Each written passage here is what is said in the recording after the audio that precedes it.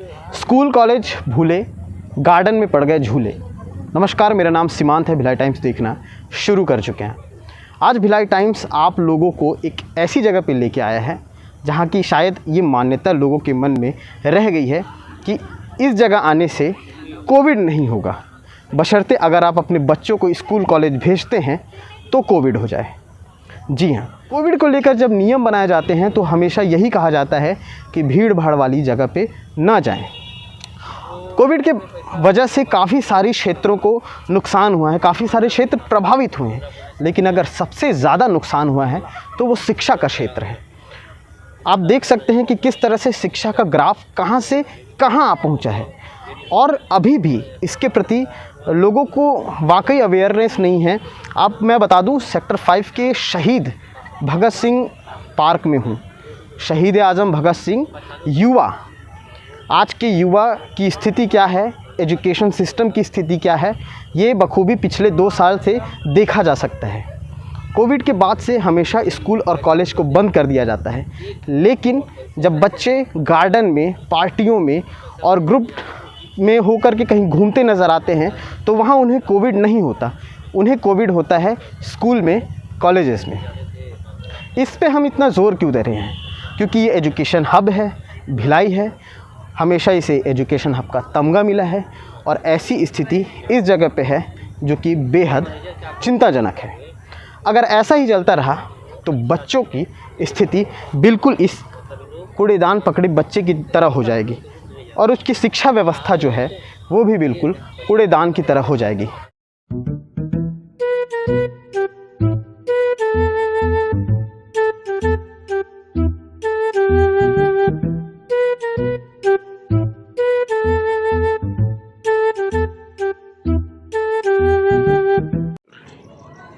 इस गार्डन में अपनी मम्मियों पापाओं के साथ पहुँचे बच्चे, जिनका भविष्य बिल्कुल इस लैंप की तरह हो गया है जो पल भर में जल रहा है तो पल भर में बुझ भी जा रहा है।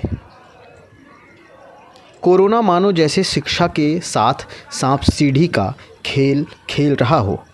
थोड़ी ही देर में 99 तक पहुँचे कि कोविड का ये सांप 0 पर ले आता है। सोशल मीडिया पर एक पोस्टर खूब चल रहा है, ठेके खुले हैं, स्कूल बंद, अनपढ़ रहेगा इंडिया, तभी तो गुलामी करेगा इंडिया।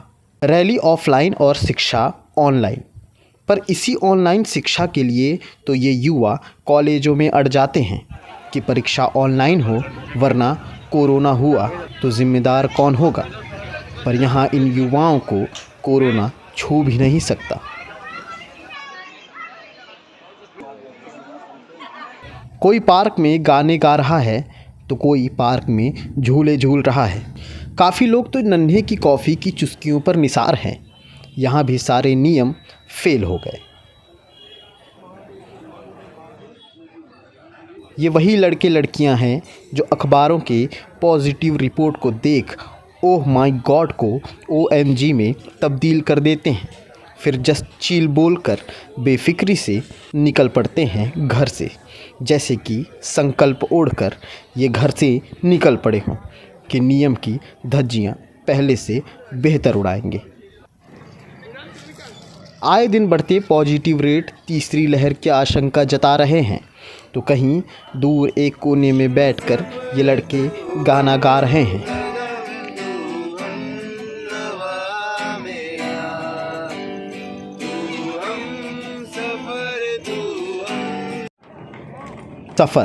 सफ़र में धूल तो होगी, निकल सको तो चलो, कोरोना कूल तो होगी, जो चल सको तो चलो।